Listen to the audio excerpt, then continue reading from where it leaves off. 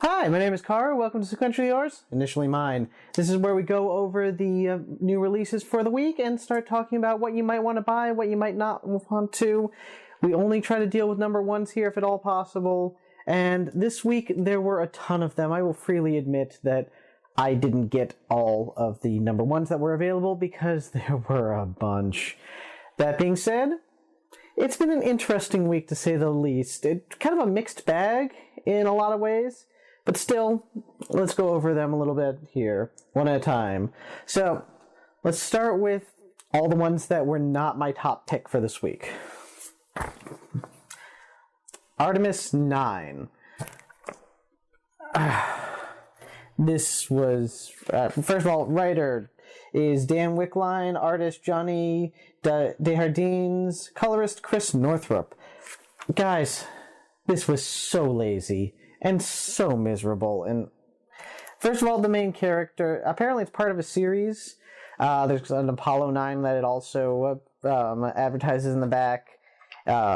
Things happen. It makes a reference to something happening after the events of something else. But you know what? It doesn't matter because it's a number one. It should stand on its own. If somebody picks this up off the shelf, they should have a full experience here. Even if they don't get a full story, they should at least feel like they don't need to have some sort of background, especially since this is part of Top Cow's universe, and Top Cow is a fantastic company which makes some amazing comics.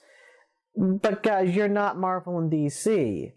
I know Alan Silvestri. I know you'd like to be Marvel and DC, and I know it's gotta hurt to hear that, but you're not. As far as the story goes, well, first of all, it gives us on the first page, it gives us a a summation of the plots, which, fine, great. On the next page, I'm not sure if you could see, but the word bubbles are the exact same summation that were on the last page. Seriously. But word for word, it's the exact same thing. And then, what's up? This is the City of New Sight. Who is talking? We never learn who this narrator is. At all. Are they just a Greek chorus, since, we're talking about people with names of Greek gods? Finally, Artemis IX. Everything that happens to him is just a thing that happens to him. It doesn't really mean anything. He apparently can't figure out the one person dressed in black is the person who stabbed him, which he saw. But apparently it's a big thing that he can't even remember them. And he can bring people back to life, but maybe not, and oh, it's a mess. Avoid it. Alright. The next three I'm going to talk about sort of all at once because they all have the same problem. America Town, Seeds, and Gears and Bones. Let's start with America Town. Which, writers Bradford Winters and Larry Cohen, illustrated by Daniel Irizarry, and colors by Matt Battaglia. Alright, so I am going to say that this has a lot of potential, and all three of these have potential to them. I'm not going to say they're terrible. They're not Artemis IX. They're not terrible. But, and here's the thing, they again don't know how a number one works. This is issue 1 of 8. Great, you have a miniseries going, fine, but you have to give me something. And the problem is that America Town is all seeding ideas, and there's nothing concrete. I have no idea what's going on in this world, or even what America Town actually is. Is it a city in, I guess, Argentina, or somewhere in South America? That's like America? Like, America became so terrible that people are escaping through Cuba to get to this other place? I can't tell. The art is gorgeous, and I like the characters in this one. And, again, even some of the ideas. So it's not awful, but wait for a couple of issues to start reading it, just because you're going to be confused to this one. Seeds, I really want to like this. First of all, look, it's clever. It's sideways. The art is actually kind of gorgeous. The problem is that it just wants to throw things at you. Apparently, SEEDS is an acronym, SEEDS, for Survival, Enemy, Epidemic, Death, Sacrifice. What does that mean? Survival, Enemy, epidemic, death, sacrifice. You just wanted a word or an acronym that was seeds. That was it. You literally just started with, hey, we're going to call this seeds, and then just put together words that make sense. They don't make sense together. Just put together words. That's all you did. Also, I'm not sure what's going on. I really have no idea what's going on through most of this. It's sort of high-tech, sort of not. It's got its own, it's got its own slang, which, okay, great, it's got slang, but it's pointless slang, like, born day as opposed to birthday.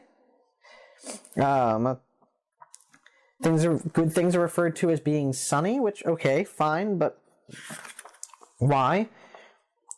Let's see, I'm trying to think, it's just, the characters, their motivations are, I'm not even sure what. There's a space station that communicates with a primitive guy on the planet who is perfectly okay with this and talks to the animals. I don't know what's going on with this. It's just kind of thrown together. And at the end, we're sort of given a conflict, maybe? Could be, possibly. I don't know. Gears and Bones. This is probably the one with the biggest excuse for not making any damn sense, because apparently the character Bones, the badass rabbit here, he's a pirate, and he was created a long time ago, and I think that there's something symbolic, based on the notes here in the back, that Bones was originally created as a character named, let's see if I can find it here, Bunny Feelgood. That seems symbolic to me, that Bunny Feelgood turned into that. I really want to support this book. I really do. It's from a kind of... It's from a third-party publisher. Well, not third-party. It's from a publisher that nobody's heard of before, Guardian Knight Comics. I really want to support these comic companies that are not the big two and are not Image and are not Dark Horse. But guys, you got to give me something to work with. This book, I have no idea what's going on. The art style, I'm not sure what's wrong with it, but I have trouble focusing on it because of the way the lines are, so I can't really tell what's going on. Everything is very, very much like a montage. In fact, they use a lot of film techniques in here, I guess would be the best way to put it. There's a lot of film technique being used, and it's not a film. It's a comic book. Each panel is not a shot. You're not like this. Look at this. You're not jump cutting, guys. The character designs, I will say, are excellent. I love the character designs. I think they look great. But you know what? You need to give me something. You need to give me a sense of this world and not just throw terminology and character designs at me and old characters. It's just not going to work. All right, so we got through those three. Next, King Tiger. This was actually supposed to be part of DC's very short-lived superhero universe, shared superhero universe. And honestly, I liked this a lot. This was a lot of fun. Script by Randy Stradley, art by Doug Wheatley, and colors by Rain Barreto. This is actually a pretty damn good book. I think that they did an excellent job creating this character. I like him. They made him likable. They made all of these characters likable. They made them all believable. I really bought into this world. Apparently he's never had his own standalone title before, so this is new. And even though there's clearly some backstory there, the backstory doesn't hinder me enjoying this story. It's not over the top. It draws from a lot of the sort of Hong Kong action genre. Yeah, King Tiger was actually pretty good. I'm probably going to keep looking into this. Alright, so I'm going to pause for a second, and we're going to fade in a second here, because I'm running out of space on my camera. Funny that. So, fade. Fading back. Fading back. Oh, and I'm back. Hi, guys. All right, so... And that was actually somewhat appropriate because we're about to get on to the winner of this week, what I consider to be the best one, and I will freely admit that I'm biased in this, but it is Fauna Gram, the Immaterial Girl, #1. Alright, so Jamie McKelvey and Kieran Gillen are my favorite team of comic creators, and when you get Matthew Wilson in as the colorist, it all looks gorgeous. It is such an amazingly constructed story. For those of you who were Fauna Gram fans, this is taking up the story of Emily Astor, who you are familiar with. We're also seeing a couple of other familiar faces. Seth Bingo is in this briefly. He is much more entertaining in this than he was in Singles Club. In Singles Club, he was kind of a jerk. Here, he's actually... well, still a jerk, but at least he's a jerk on our side as opposed to a jerk that is opposed to kind of everything. That being said, the characterization on this is great. We learn who Emily is, what's been going on with her. If you have not read Fauna Gram, it's still interesting. You still have a sense of this is the character that we are following. This is what happened to her. Within this, you learn who Emily Astor was before she became the Faunamancer that she is today. You also get to see David Cole when he's, uncertain of himself. Believe it or not, there was a time when that happened. Hold on a second. Yes. All right. But yes, and if you look up there, you will be able to see some of this amazing art by McKelvey. The concepts work. It builds out on the world that was established in both Rue Britannia and Singles Club. It gives us some great characters, some wonderful throwbacks, and, as per usual, just a soundtrack to die for.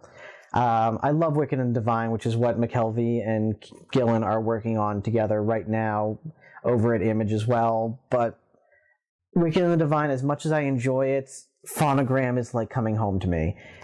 It is so beautifully written. Every word is poetic and, quite frankly, song-like. The art is, again, McKelvey's such a distinctive artist in the best way. I look at his stuff and it's so clean and so bright and so just absolutely wonderful. And the thing is that the characters are not clean or bright or wonderful in most of the cases, but I buy into it. I buy into every part of this world. And the Immaterial Girl so far is starting out to be just as good as Singles Club, which is probably, I think, the better of the two previous Fauna Gram stories.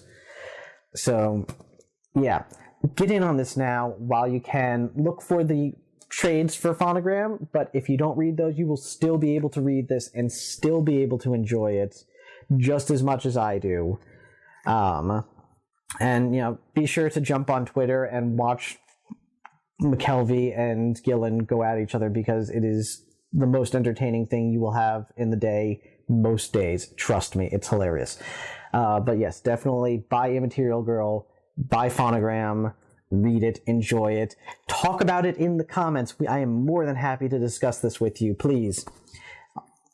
Alright, so that's what I picked up for this week. Again, there were probably 2 or 3 books that I probably didn't grab just because, well, quite frankly, it's expensive buying comic books too much. But suffice it to say, though, the ones I did get, you had your ups and downs, one real down, and a couple that, quite frankly, those 3 in the middle, they might be good one day. Either way, those were my thoughts. Those were my thoughts on, Either way, those were my thoughts on all of these. I don't know what yours are going to be, but these were initially mine. Take care.